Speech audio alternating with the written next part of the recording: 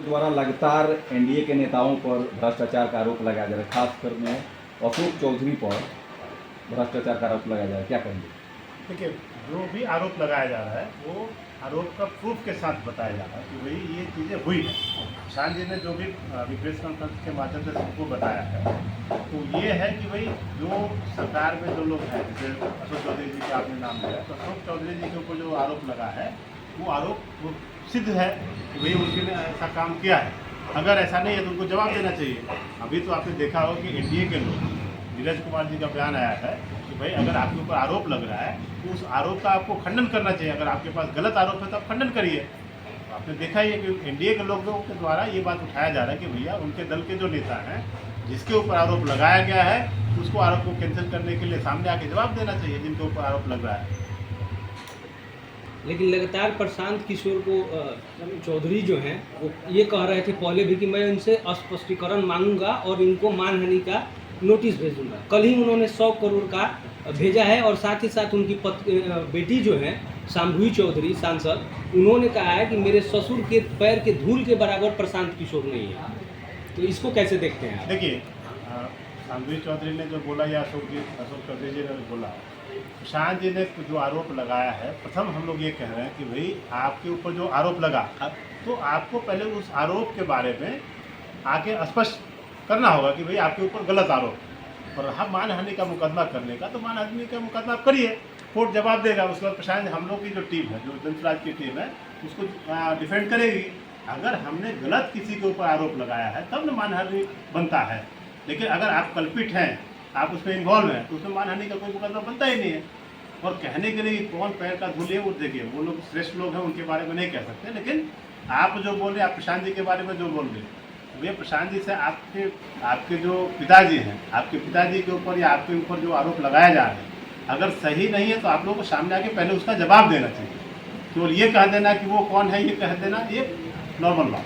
वो तो अब देख रहे हैं कि भजन कीर्तन में मग्न है और 100 करोड़ का जवाब मांग रहे हैं, तो प्रशांत जी का मुश्किलें कहीं बढ़ तो नहीं रही है? बिल्कुल मुश्किल नहीं बढ़ेगी। मुश्किल तब होती है जब किसी के ऊपर झूठा लांछन लगाया जाता है। और प्रशांत जी ने जो भी बोला है, जिसके ऊपर बोला है, सबका एविडेंस है, जनसुराज के पास उसका डिटेल जानकारी है, और उसके हिसाब से हम लोगों ने वो प्रूफ करके देने के लिए हम लोग तैयार बैठे हैं। अगर कोई मांगता है कि हाँ भाई आपने जो आरोप लगाया तो उसके सारे पेपर डॉक्यूमेंट के साथ आरोप लगा है, झूठा आरोप किसी के ऊपर नहीं है, तो भजन करने कीर्तन करने जाने वाले लोग हैं, चले जाएंगे। लेकिन क्योंकि ये जो सरकार में रह के और आम जनता के लोगों का पैसा उगाही करके और इसको जो ये लोग अपने लिए निजी यूज़ कर रहे हैं, इसका तो जवाब देना पड़ेगा। जनता जवाब चाह रही है, आप सामने आके जवाब दीजिए। संजय जायसवाल का भी कहना है कि आपके ऊपर जो पेट्रोल चोर का आरोप लग रहा है, आपने अगर चोरी किया है तब पेट्रोल चोर कहा जा रहा है। आप कहने के लिए मुंह से नटवर लाल कह रहे हैं, लेकिन आप ये क्यों नहीं जवाब दे रहे कि आपने पेट्रोल चोरी किया कि नहीं किया, नगर निगम को पेट्रोल का पैसा गया कि नहीं गया? आप तो ये जवाब देना है ना भाई। अगर हमने आरोप आपके ऊपर लगाया या हमारा दल जनसुराज ने अगर आपके ऊपर प्रशांत जी ने आरोप लगाया, तो पहले उस आरोप के आपको एविडेंस देना है कि भैया हमने नहीं किया, तब सामने वाले को कुछ भी बोलिए। अब कौन चोर है, कौन क्या है, जनता देख रही है। अभी तो ये लोग सामने से, मतलब अभी प्रशांत जी का नाम किसी को ले लीजिए, किसी नेता के सामने अगर प्रशांत जी का बोले कि भाई प्रशांत जी के बारे में बोलना है, तो सब लोग मुँह बंद करके भाग रहे हैं। आप जवाब दीजिए ना भाई। हम तो ये कहते हैं, हम मीडिया के माध्यम से हम लोग ये डिमांड कर रखते हैं कि भाई जो भी एनडीए के लोग हैं जिनके ऊपर आरोप लगा है, अब हम लोग नहीं डिमांड कर रहे हैं। अभी उनके दल के नेता आर.के. सिंह जी ने आरोप लगाया कि अगर सम्राट चौधरी के ऊपर आरोप लगा है तो उनको सामने आना चाहिए।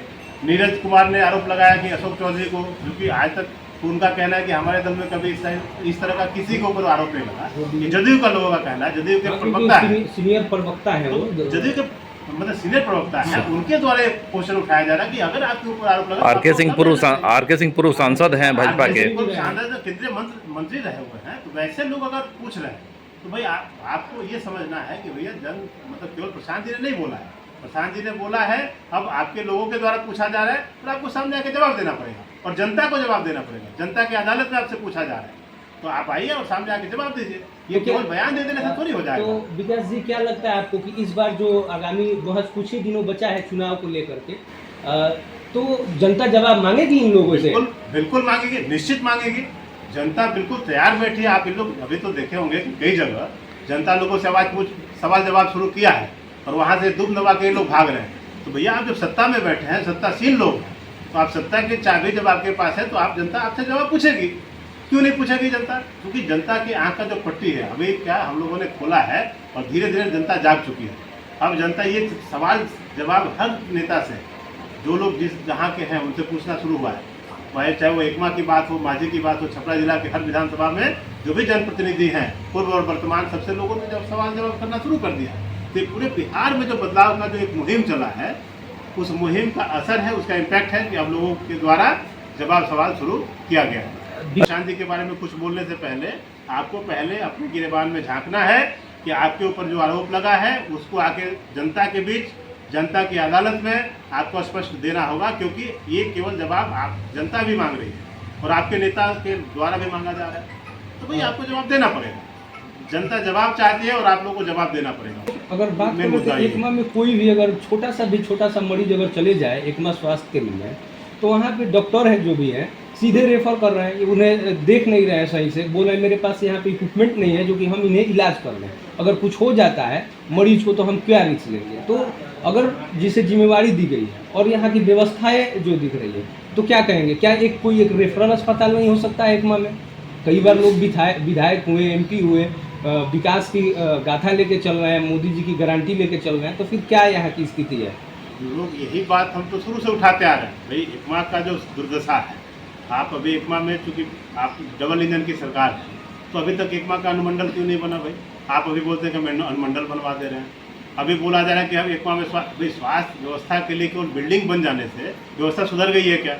तो हम लोग जो बात कर रहे हैं भैया कि मूलभूत परिवर्तन होना चाहिए, व्यवस्था बदलना चाहिए। व्यवस्था बदलने में ये कि बिल्डिंग तो है, डॉक्टर बैठता है लेकिन केवल रेफर करता है, तो भैया उसका इलाज की व्यवस्था हो, यहाँ पे दवा सबको प्रॉपर दवा मिले, डॉक्टर की जिम्मेवारी दी जाए कि वो यहाँ पे काम करे, ठीक है।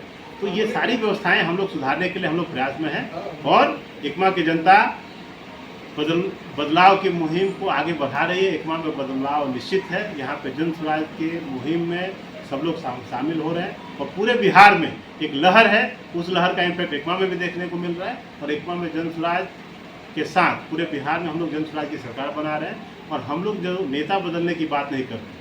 पूर्व में जो 15 वर्षों का शासन काल रहा है, 15 साल और फिर बनाम 20 साल और 35 साल का जो डिकेड है, उस पूरे डिकेड में जो बिहार की दुर्दशा है, उस दुर्दशा से बाहर निकलने के लिए हम लोगों को ये कह रहे हैं कि भैया बदलाव हो, और सब लोग मन बना चुका है। और हमारी सरकार नवंबर के बाद सरकार बनेगी। तो सरकार जब बनेगी तो आपको ये देखने को मिलेगा कि सारी चीज़ें कैसे सुधरती है। आपको इच्छा शक्ति होनी चाहिए, आपको काम करने की इच्छा शक्ति जब तक नहीं होगी तब तक सुधार नहीं होने वाला। तो ये कि देखिए नवरात्रि का पर्व है, क्या कहिएगा एकमा बस? देखिए नवरात्र के पर्व, महान पर्व, ये जो अभी पूजा पाठ चल रहा है, शारदीय नवरात्र है, और मेरे तरफ से एकमा की महान जो भी जनता है सबको मेरी तरफ से नमन अभिनंदन है। और माता रानी जो चाहती है, माता रानी की असीम कृपा है, तो मैं चाहूँगा कि सुख शांति सबको बनी रहे और माता रानी की कृपा पूरे एकमावासी संपूर्ण बिहार के ऊपर पड़े, अच्छा से हम लोग का सबका कल्याण हो, यही सबको शुभकामना है। बहुत बहुत धन्यवाद।